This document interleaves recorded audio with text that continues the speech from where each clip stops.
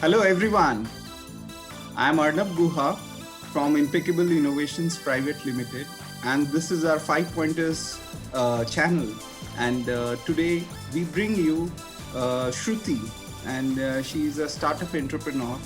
And this is the forum of Five Pointers where we bring you the news, views in the life sciences segment, especially from the food, biotech, agriculture, and then healthcare and sustainability. So Shruti works in the food sector and with millets. And over to you, Shruti. Kindly introduce yourself in a detailed way and tell our audience how is your startup growing on. Okay. Thanks, Arnav. Thanks for having me. I've known you for a while now, so it's indeed an honor to be on your platform and be recognized in this way. Just a bit about myself first. I'm Shruti. I'm originally from Delhi.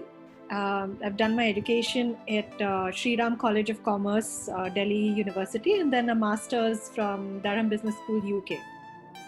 I started off in the finance space and worked through that in corporate finance, and then went into venture capital. That's where my kind of love for entrepreneurship really blossomed. And I started an internet startup company called Renset Go, which was focused on sustainability in the sense that you utilize underutilized resources and kind of rent it out to others so others can also utilize it. So you don't have to buy everything, but to experience it. So that was Renset Go. I ran that startup for 4 years and then took an exit. From which year to which year? 2014 to 18. Okay. Yeah. So about 4 years of that in Mumbai, and we were based out of the Silicon Valley of Bombay, Powai. So a lot of action there and a lot of startups coming up, and it was a very, very good time and a very interesting time to learn. And it was the time when housing.com was booming, and and owl something, we had startups anyway. So it was a very, very it was a great learning experience, but I felt like there was something that was kind of missing for me.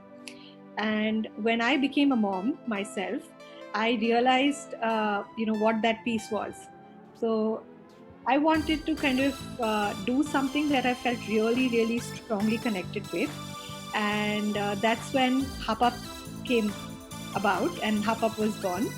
So it was when my son turned 6 months old, and I was looking for, nutritive and very, very sort of healthy foods for him to get him started on the right path. When I kind of discovered kind of found out about HupUp or how I could kind of build it. So this journey started. You realized this gap after he was born, or before he was born you realized this gap, or you realized after when he was 6 months old or so? So definitely after. So for the first 6 months, I exclusively breastfed him, which is what is recommended for a baby. So after that, when I'm introducing first foods, I wanted to be very, very certain that I'm giving him the best of nature, and I didn't want to give him packaged foods. Fortunately, I had my father-in-law, who was a pediatrician and a traditional one at that. So he always told us not to go for Cerelacs of the world, and kind of do things by yourself, try and make something at home. That's what's best for a baby to kind of start their first food journey.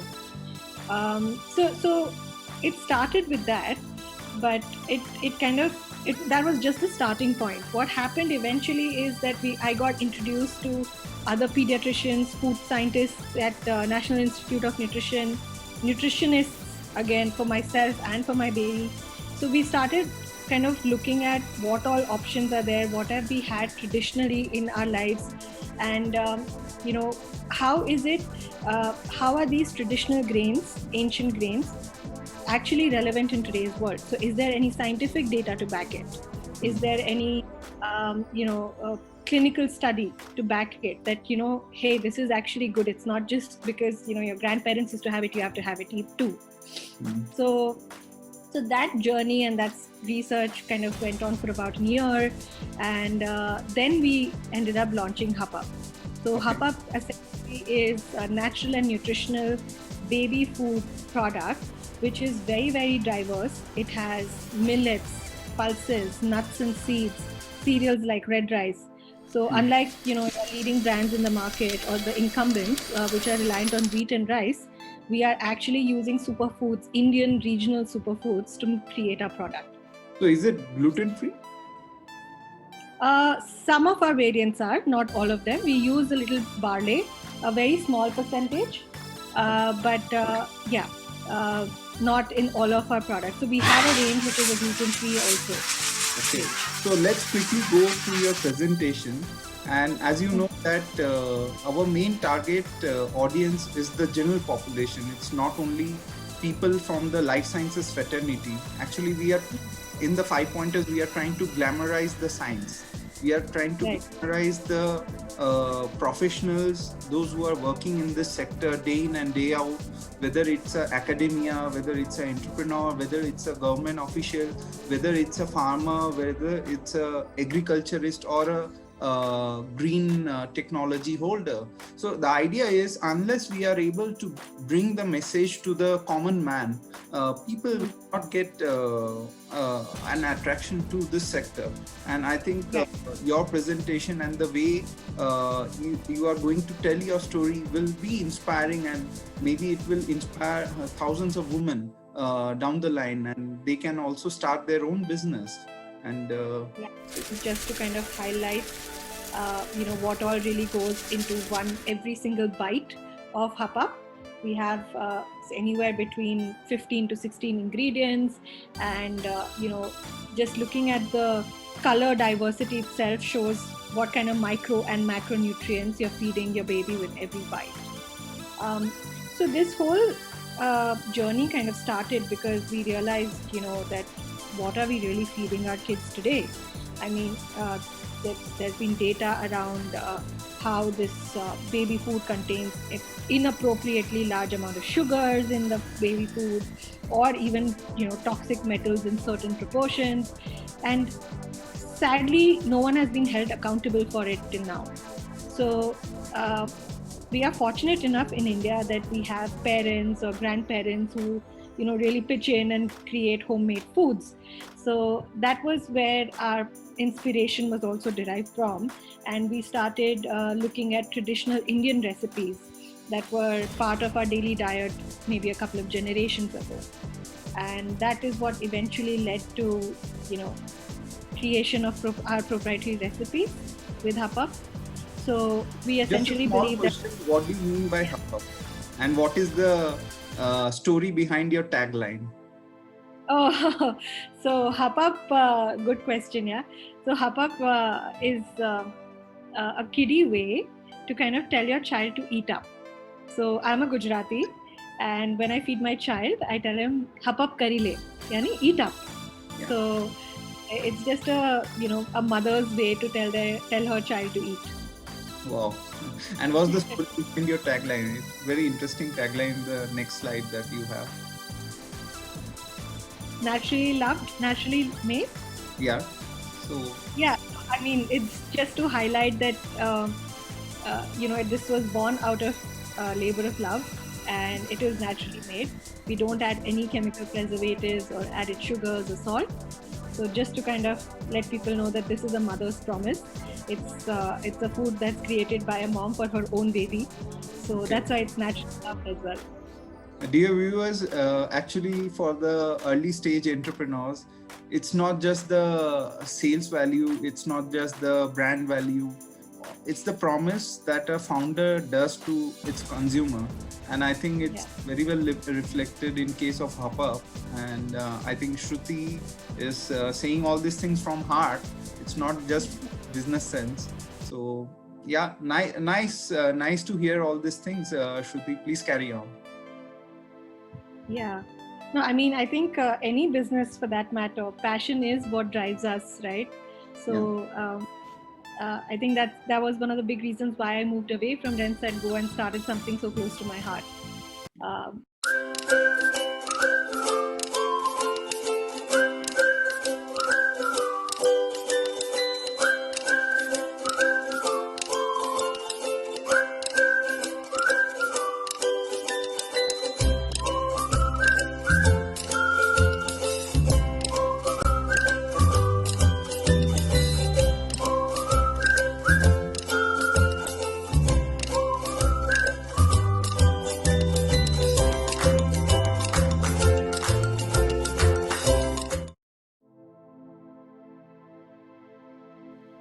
So this is what our product portfolio looks like. We have 3 variants and then a combo pack as well. Here another interesting thing is that we kind of try to highlight what is actually there inside every pack. So we've kind of made all the ingredients our hero. And that's what we're trying to tell all the new moms or new parents or new dads, that look at the label, read the label, educate yourself. Don't just buy something because, hey, that's what my parents gave me. Today, I mean, we are fortunate enough to kind of have Google at our fingertips to understand what is really, good for us and really not good for us. Thankfully, our doctors are also promoting natural and homemade foods. So again, this is very, very critical. And can you tell us, like, why doctors or the pediatricians are going for a non-medicine way or a non-chemical way? Why they are promoting this type of product to their patients or to the early stage mom and dad? Right. So I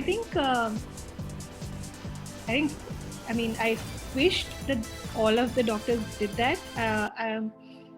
Unfortunately, not all of them do it, but the ones that we have partnered with, we've been fortunate enough to find folks who really truly believe that, especially for early stage development and growth, nutrition should be the focal point, not medicinal. So that's why I think the first preference is always to homemade foods. If you have access to quality ingredients, we ourselves tell all the new moms that if you have access to quality grains, make it yourself. If you have the time, make it yourself. Yes. We share recipes also for that matter. So because it is about a baby's health, right? At the end of the day, and you kind of want to give them a great start, because it again impacts their immunity over their lifetime. Yeah. From what they have as their first foods.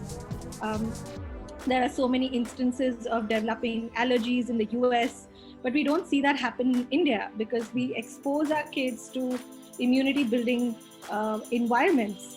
Yeah. We allow them to play outside in the dirt. We allow them to eat peanuts, all of that. So that all is incorporated in our culture as well.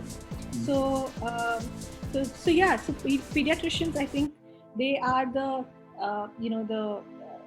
sort of the reason why a lot of parents focus a lot on their kids' development and growth, right? So it really gives us the confidence when pediatricians really appreciate our product, saying that yes, this is what is needed today.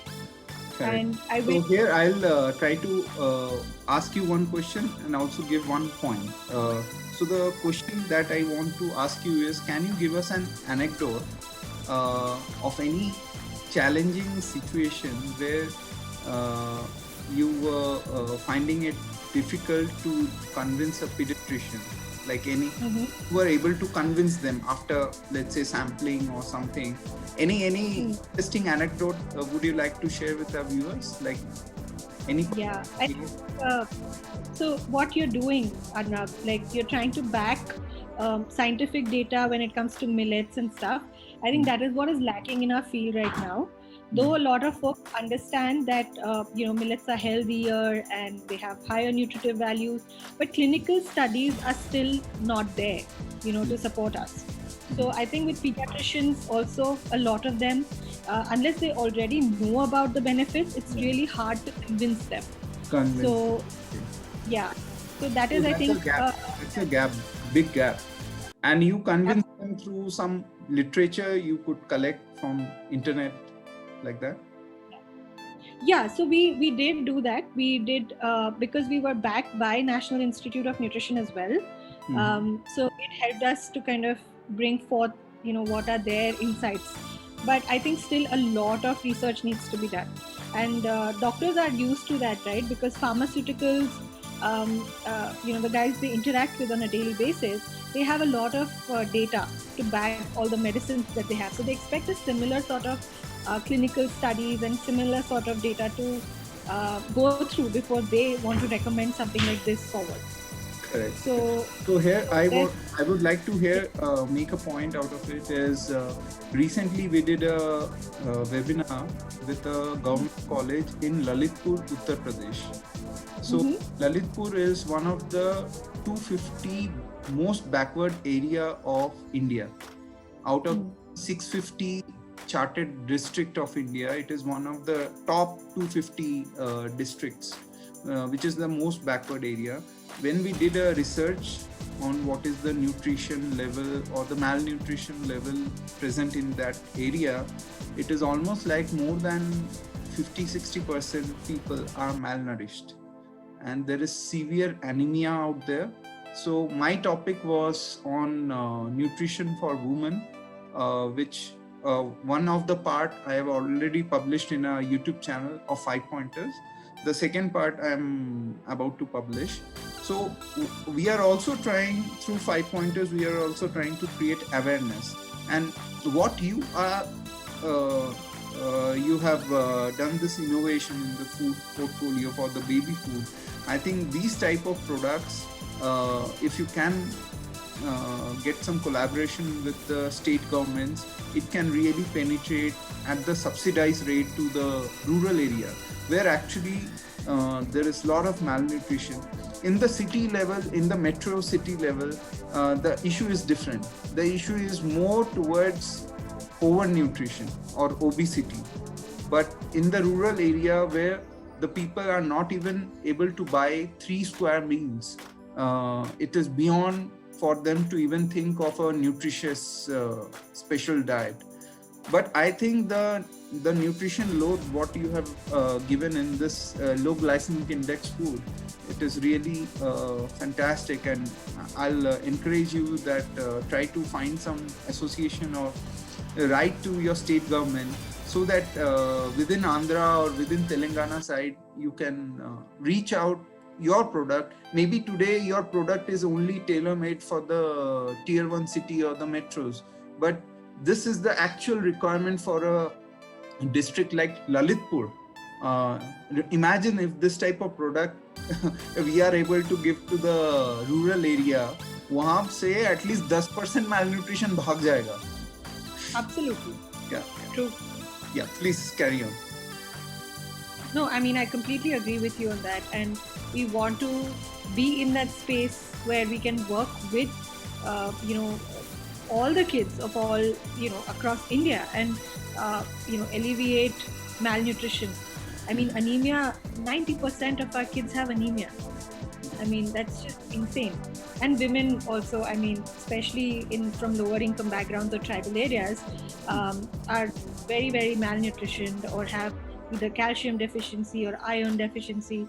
So, our ancient grains have been perfectly suited to meet these nutritional requirements. It's because of, over-reliance on wheat and rice that we've kind of moved away from this. Absolutely. So, educate. And in case of Hop Up, what is the recommended age of consuming it? 6 months plus to 99 years. Okay.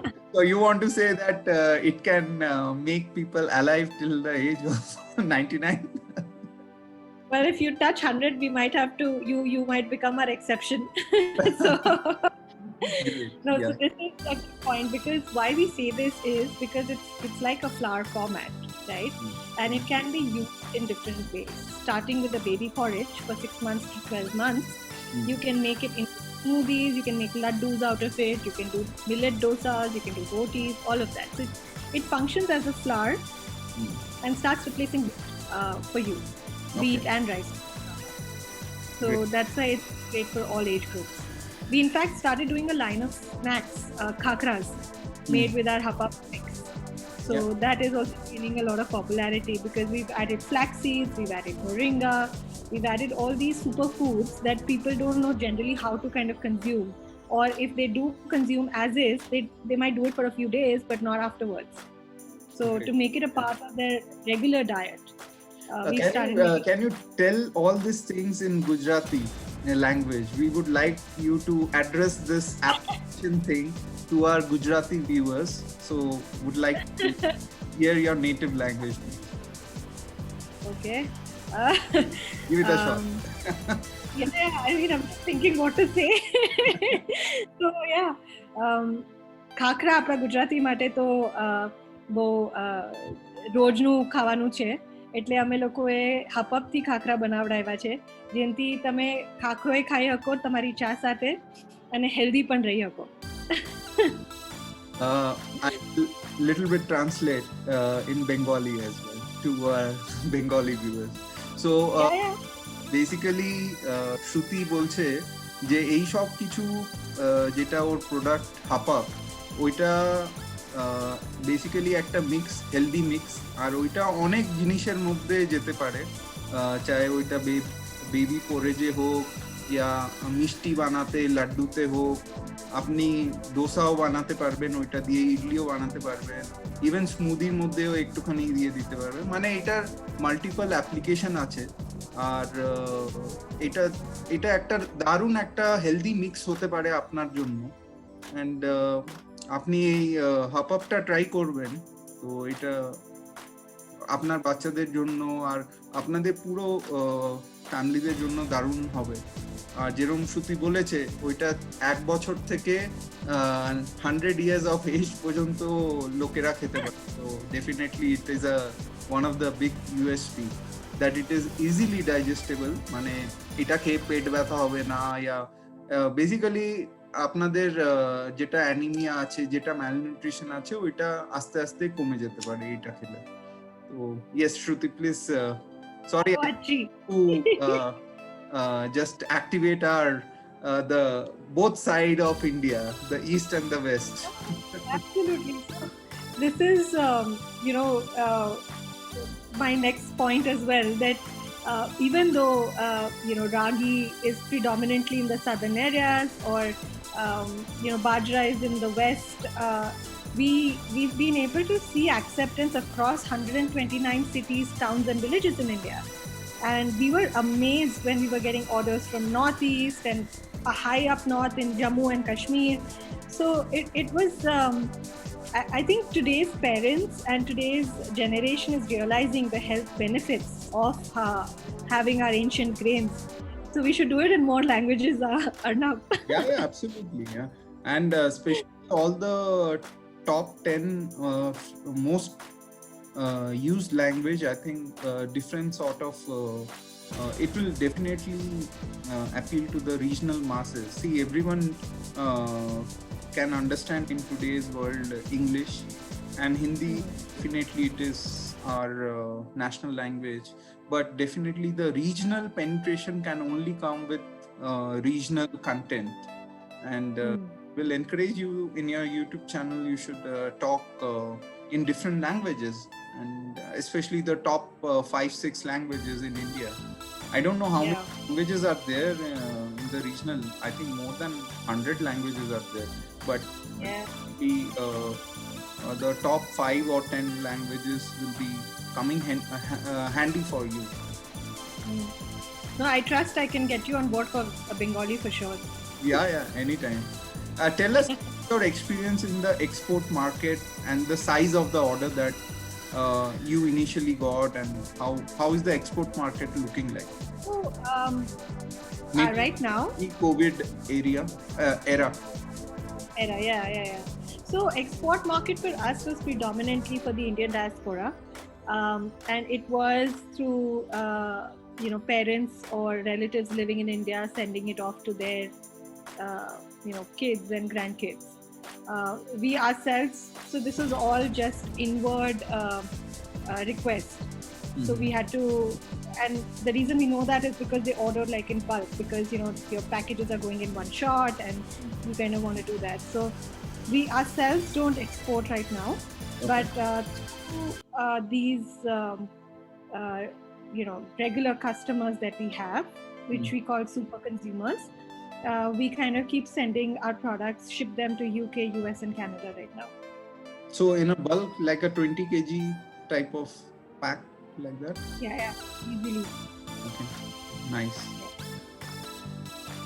Yes. So this is where, you know, we have been, and I think our focus has always been to, have performance in our venture, but always aligned with the purpose. And what I mean by that is there are 4 pillars of our growth: financial sustainability, social sustainability, environmental, as well as human. And just to touch upon it a little bit, what I mean by financial sustainability is sort of self-explanatory. You know, you have to be doing good numbers, revenue, sales, and margins, because that is the basic building block that will enable you to create a sustainable business. Now, once you've attained that, how do you kind of incorporate different aspects that you want to touch base with? So let me pick up, say, environmental sustainability, right? So what kind of packaging are we using? What kind of processing are we doing, right? What kind of partners we have? So for example, farmers, are they practicing sustainable farming? Are they practicing organic farming? So all of these are certain criteria that we have before when we shortlist our vendors or our supply partners. Social sustainability. Again, here we work with a lot of women from lower income backgrounds. We offer them either part-time jobs based on their availability, or we train them in packaging and part processing of our products, or even encourage them to become micro entrepreneurs at their level, to sell Hapap within their network.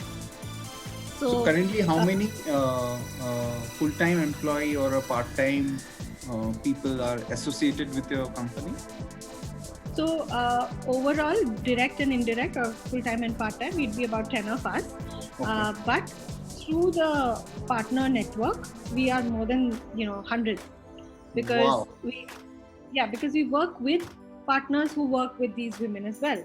So say suppose we are taking part of our product from a manufacturer who in turn works with women at that level. So for example, our khakras are handmade in Gujarat by about 20 women who are from lower income backgrounds. They belong to a certain town and they come and they do it and they kind of ship it back to us.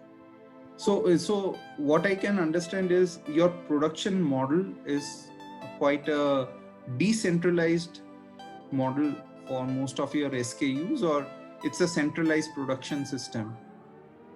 No, so because so part of the process is decentralized. The other part is definitely centralized, because quality checks are very, very critical for us. So if you come to our unit, it has to go through certain quality checks, and only then can it be shipped to a consumer. So it's a mix of both models. तो इसमें मैं लोगों को बोलना चाहूँगा कि बहुत बार as a entrepreneur क्या होता है, हमें ना स्टार्ट करना होता है. एक बार आपने स्टार्ट कर दिया तो रास्ते खुलते जाते हैं, लेकिन अगर आपने स्टार्ट नहीं किया तो आपको पता ही नहीं चलेगा कि आपके आइडिया का क्या वैल्यू है. एंड श्योर हूँ कि जब श्रुति ने शुरू में स्टार्ट किया होगा, तब उस टाइम पे आज जो लेवल पे हपअप जिस वे में काम कर रहा है, जो मॉडल्स बने हुए हैं, जो भी फाइनेंशियल मॉडल्स, जो भी प्रोडक्शन एंड सप्लाई चेन के मॉडल्स हैं, वो डे 1 में श्रुति के पास नहीं थे.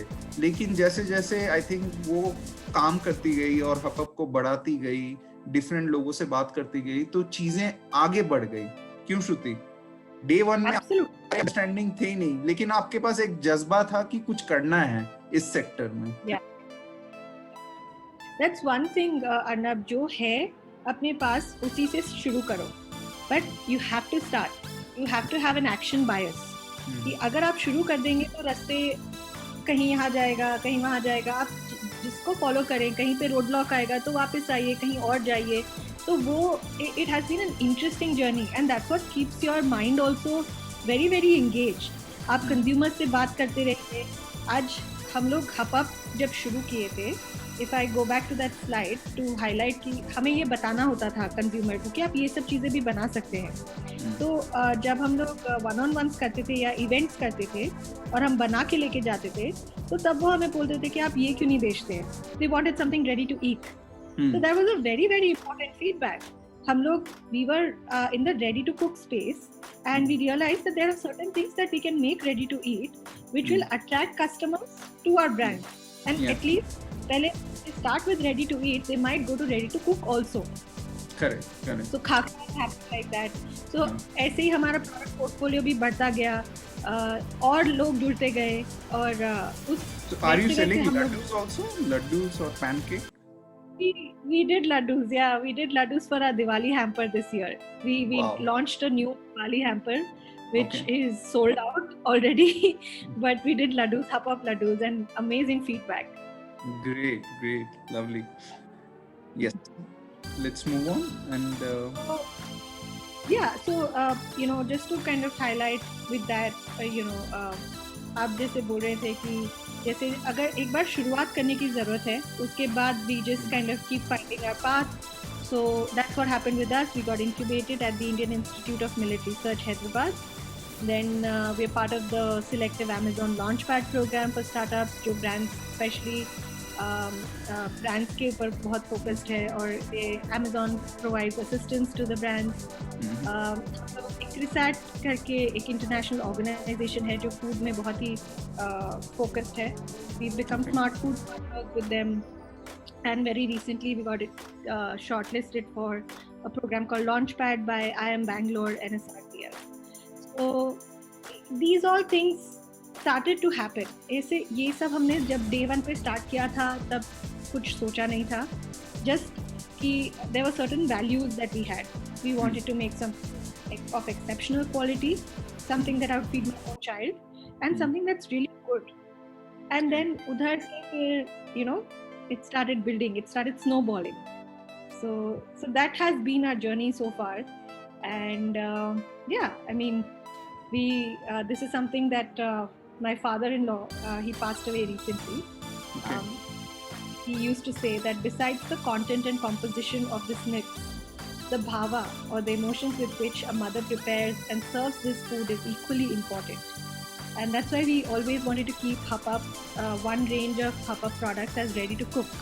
So the mother gets involved in the process of feeding her baby. Absolutely. It's so nice to see all your work, Shruti. And I hope that things goes from this stage to that stage in the coming future.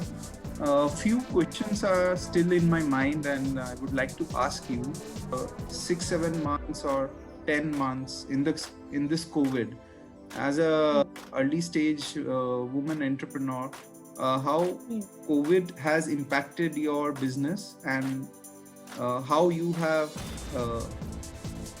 come out of it, or what are your views, and where Hapap stands in this COVID situation? So COVID definitely had a very huge impact on us, whether it was disrupting our supply chain, or our packaging, or logistics, or even online payments, offline space mein. All of that has happened. I mean, anything that could have gone wrong with the business has happened in and compressed format mein in 6 months. So it has definitely made us more resilient. Yeah. It exposed us to so many problems, and kind of helped us build problem-solving skills. It showed us who in the team.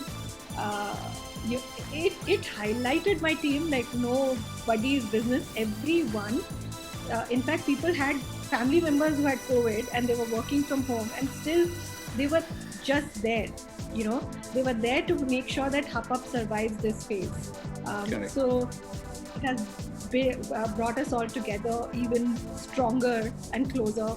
So even though I would say COVID had impacted our business negatively, but I think overall it has had a very, very positive impact on us as a company. I think these are the learnings that will take us to our future growth also. And I think it's made us more resilient. So we know what it takes to survive and how we kind of, can come out of it. So that's been our learning. And I think it made us also prepare for things that you can't anticipate. So can you give us some anecdotal situation, a tough situation, or a karo ya maro wala situation in this COVID? Okay. So we actually experienced a month where we had a huge surge in demand. Suddenly, ragi everyone wanted to have, and we didn't anticipate that.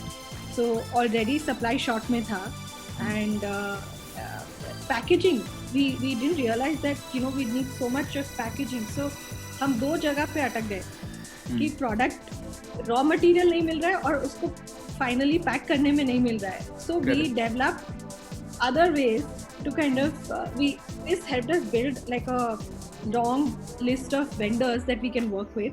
So that suddenly kind of opened our eyes that we shouldn't be dependent on 2-3 folks. And it also pushed us to find more people and collaborate with more people. So IMR was useful in that sense of in connecting us to other farmers who could have supplied us, and with some standards. Like you can't just source it from anyone and everyone. Okay. So that kind of helped us, and then we developed innovative packaging solutions. So instead of, because we couldn't find the regular packaging, we actually went for cloth packaging for that period. And that kind of became a marketing thing on its own. Yeah. So in this case, like you are incubated in NutriHub Business Innovation Center of IMR. So how NutriHub has been able to value add to your business? Can you tell us? Yeah. Sure. So I think one of the biggest value adds has been network building. It connected me to fellow entrepreneurs like yourself. And I think overall, it's great to be associated with an academic institution that can offer insights and developments or access to technological advancements that they are working on, early introduction to technology. So, something that you might not get easily accessed to unless you have connects in the industry. So for me, who was not from a food industry, IMR was a great learning experience in terms of understanding how food processing happens, what all goes into it, how do you understand quality, and how do you understand manufacturing. And then eventually, like I said, we got connected to suppliers as well. So I hope with scale, we are able to work with farmer producer organizations and kind of get kind of have a better impact at the grassroots level rather than going through intermediaries. So absolutely. So I think that type of thing will definitely benefit entrepreneurs, especially if they are not from the food industry background, because some of the know-how or the nuances of the ingredients or the processing will definitely, in the subconscious mind also, it revolves around. So coming back to a very important point. Okay, so we are about to enter 2021, and India, as you know, there are a lot of issues going on in India from the social angle and other stuff. One of the statistics what I was reading recently was the tertiary education of females is quite less as compared to males, and people who are joining the industry due to the family pressure, within 4 to 5 years they quit the industry, and lot of girl child are also not able to complete their initial schooling education even till the class 12. Okay, so lot of issues still prevalent for the females, I'll say, in our society, where the females have not got their due, and it has been in a progressive path, but still I feel that it is not up to the mark, and definitely it will take a lot of time. So to substantiate on that angle, we see that you are a successful professional before starting your own startup. So what is the role of a family, and what is the role of a husband in your case, or in a general case? You can tell about yours, and as well as the people around you can see. So what is the role of the family and a husband for behind a successful woman? So everyone says that uh, female is there in behind a successful man, but I will like to ask you, who has been your pillar of strength, and how your family supported you? Right. I mean, great question. So, I think for me, it started with my parents. I mean, no doubt that they have raised me to be independent. They have invested in my education. They have, always encouraged me to do different things. Um, every time I've tried, in fact, I would be, if I was scared to take a risk, it was my parents who would encourage me to take a risk. So why I feel that has been the most critical factor is because it shaped me as a person and my personality. So when it came to choosing a life partner, I was very clear about what I would want in a husband when it comes to my professional life, my personal life, my family life, all of that. So if I didn't have parents like this, I may not have been that confident in choosing a life partner, or that kind of family to get married into. So the first and foremost are them, because so that's where it started for me. And then I was fortunate enough to meet Suneet, my husband, and I think thankfully he was also raised in a family which understood the value of education. His father being a doctor, his sister being a doctor, so they all understood that being educated and having a profession is as important as maybe being a homemaker, because his mom is a homemaker. So none of these jobs are lesser than the other. So it's up to your choice and independence to do that. How I kind of want to, the stats that you mentioned are, sadly so true. And I feel like I really, since a very early age, in fact, I've been working towards that in whatever little form and shape that I can. So whether it is whenever I hire female employees also, I'm very, very clear about how they should be taking independent decisions, building their confidence, allowing them to ask questions, allowing them to go wrong, make mistakes. It's okay. All of these, soft skills are lacking today in our culture. Boys are allowed to make mistakes. Girls, oh no, how can you do that? Yes. Ask your husband for this. Ask your father for this. No, make a decision yourself. So I think I've focused a lot on that.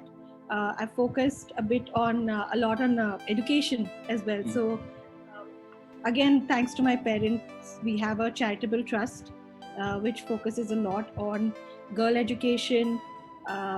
We work especially with girls who've been abandoned just because they are females. So sponsoring girl child through higher education. So who takes care of that charitable trust? Your mom or dad? So all four of us, so me, my sister, my mother and my father, all four of us are trustees, and we independently keep finding causes and then pitch it to each other and then kind of take it forward. It's in Gujarat or Telangana? So my parents are in Delhi, Okay. And our charitable trust is based out of Delhi, but Okay. we worked in Gujarat, Delhi, even Hyderabad, Hmm. uh, Maharashtra. So you run that trust through donations, or you raise money, and would No, like to know the name of the trust, so that if people, the viewers would like to connect with that trust, so they can definitely connect. so this is our personal family trust. We Okay. don't raise funds. It's called Ajmera Charitable Trust. Okay. That supports all of this. So we try to do whatever little that we can through our own Way. funds and savings. Great. So how is your child reacting to a entrepreneur mother? Does he understand that you are an entrepreneur, or you're doing your own job, Yeah. work, and what is his view? Yeah. And how old is he? He is 4 now.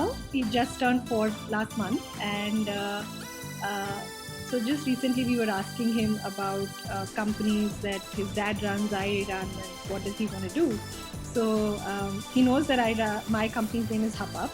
He, in fact, since he was 2 years old, he would come and help us with packaging, or just like kind of sit in one corner of the unit and work with the other fellow team members and just kind of do something or the other. So the other day he asked for Sprite, and I don't usually give that. So so we suggested, my relative suggested, why don't you make it? And he actually made a lemonade, which is now our homemade Sprite, and that's his company. Achha, that is his company. Oh my God, such a young entrepreneur. So with mom and dad, he's also into food business, beverages. Homemade. So a lot of things. It it may be very what we say, very very innocuous. This type of behavior of the children, but these are very interesting traits what the child get from the mother and father. If the mother and father are very enterprising, so definitely these are some of the things the child will inculcate, and by the time he is 7-year-old or 10-year-old, he will be knowing a lot of things about entrepreneurship, more than anyone in his class, in his school. So this is very interesting. Okay, so coming back to the last so this phase, I would like to talk more from the investor point of view. So let's say I'm an investor, I'm a VC, and why I invest in your company? So tell us, why I should invest in your company? So well, if you want to make money, you should invest in my company. It's as easy as simple as that. That's great. So in your angle, what do you think is the best competitive advantage your company has in terms of the moat? So right. So I think food is such a space where there's just innovation that keeps happening. But more than that, I think today the market is so aligned that everyone is becoming more health conscious. We are realizing the importance of immunity building foods, and in the food space, it is a branding game as well. So if it is something that is popularized, or if it is a product that's seeing a lot of repeat customers, then it has potential. Just purely from a business standpoint, right? I mean, my product can be the best in the world, but if it doesn't sell, there's no point. So I think why an investor would be interested in investing in us is because we've shown that traction. We've shown that we can reach the length and breadth of the country given the right resources. In fact, given the very limited resources that we worked on, we're currently bootstrapped entirely. So again, that kind of highlights that what is the market need today. It's not a fad, it's a lifestyle choice. People are not just kind of doing a short-term diet with HubUp. They are incorporating it in their life. So the lifetime value of the consumer is very high. And what's the market size you're targeting through HubUp? The health segment let's say in India, what is the 100%, if there is a 100% penetration of the market, what the market size looks like? The baby food market itself is insanely huge. It's at about it's pegged at $48.1 billion by 2024, growing at a CAGR of 6.3%. Okay.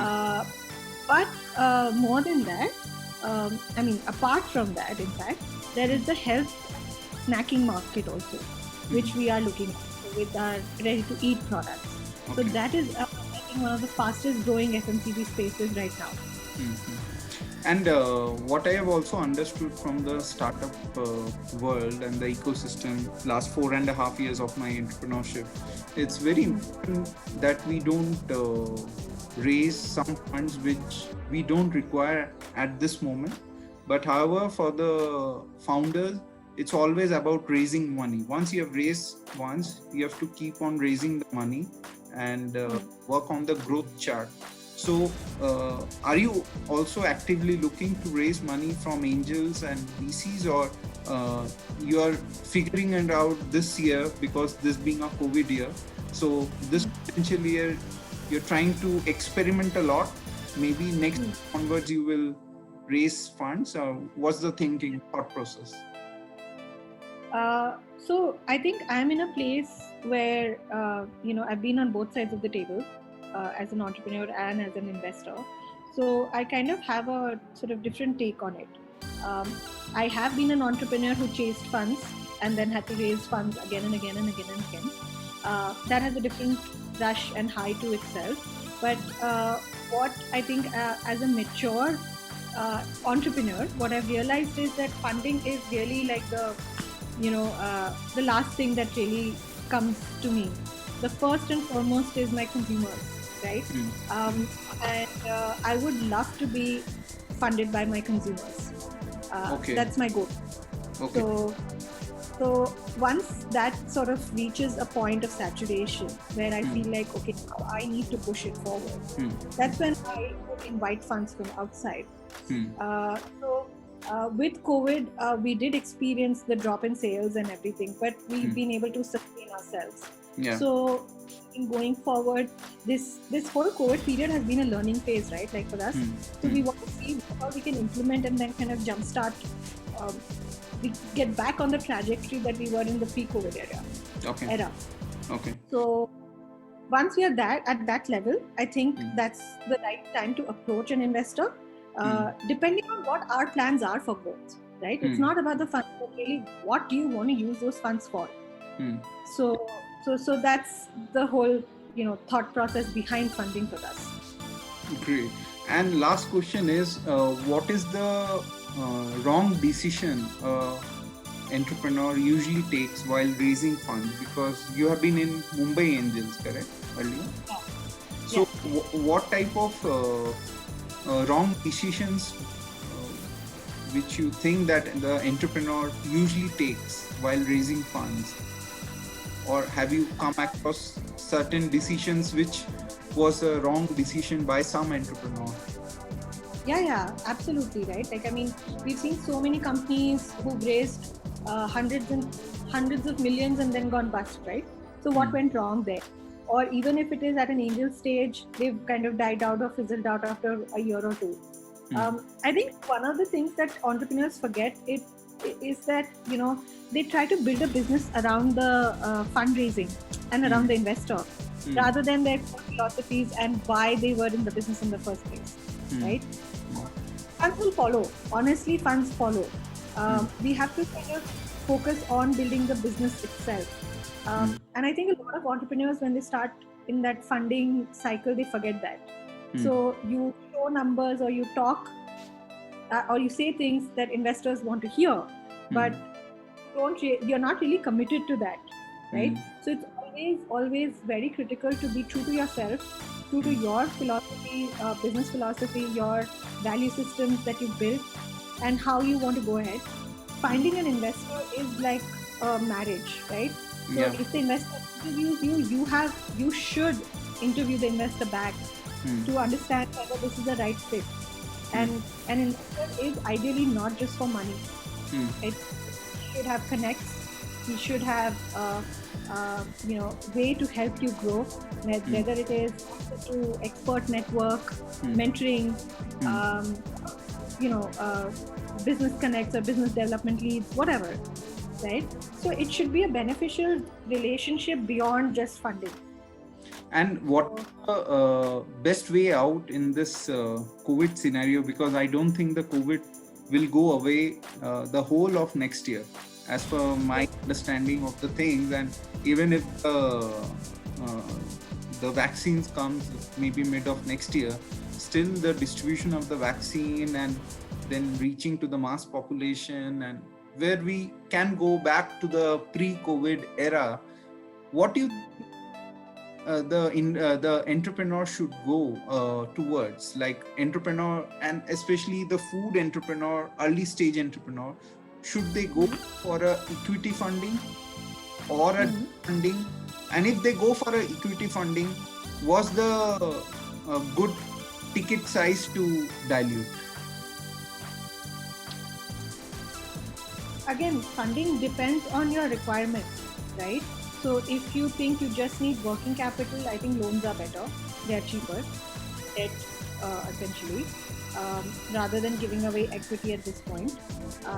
What I am seeing in the market is that money is chasing money. So a lot of VCs are putting in their second round and third round in their portfolio companies. So kind of help them sail through this rather than making new investments right now. Okay. So again, if you need funds, depends on what it is towards. If it is towards OPEX or if it is towards long-term growth, then yes, equity is there. Then it depends on what stage you're at. So if you're early stage or a seed stage, typically investors take anywhere between 20 to 30% of your equity dilution. So you should be willing to give up that much at this stage for sure. And at what price? At what dollar? What was the size of the fund? Yeah. Early stage would be up to $1 million, so like 7 crores. Okay. That's typically the template, but your requirement depends on what you need, right? Absolutely.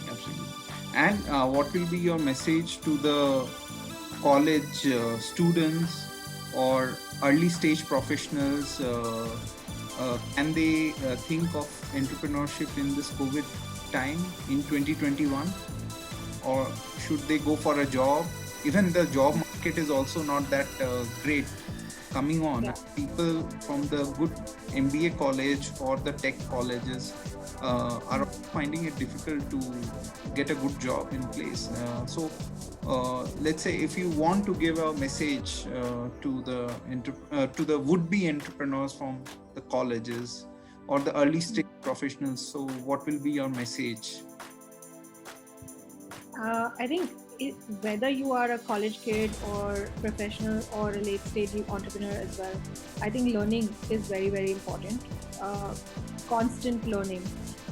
What I did experience with my previous venture, RensetGo, we had a lot of kids coming and starting their own companies, and it had kind of become the trend that time. VCs investing in kids, and then kids selling, from IIT Bombay and all of IITs of the world.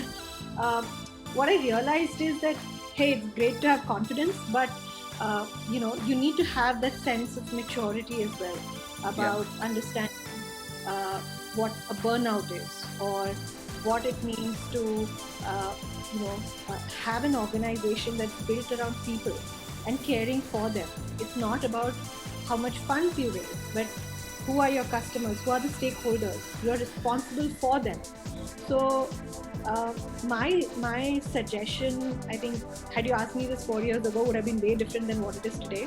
I would say take a job, learn, find a mentor, find companies that you love. It's so important to get a good boss, at least in early in your career, who can kind of show you what it means to be a founder or a CEO or a CXO level person. Learn from them.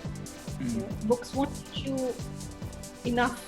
You need to get that hands-on experience. Great. So that's it.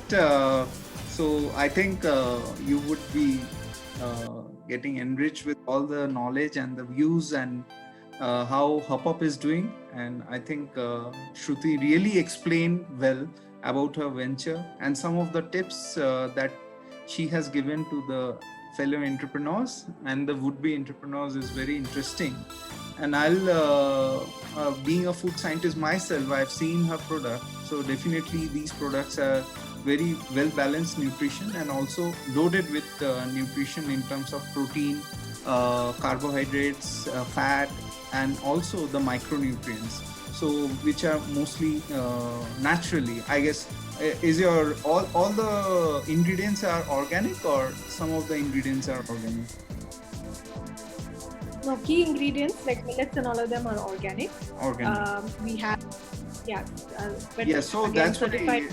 yeah, so the Not yet done. organic is the best way. Maybe you may not be able to source at this moment, being an early stage entrepreneur, 100% organic ingredients, but even if it is, let's say 70, 80, 90% of the ingredients are certified organic, so that means the products will have very less residues of pesticides in it, and it will be, most probably it will be grown in a very sustainable way.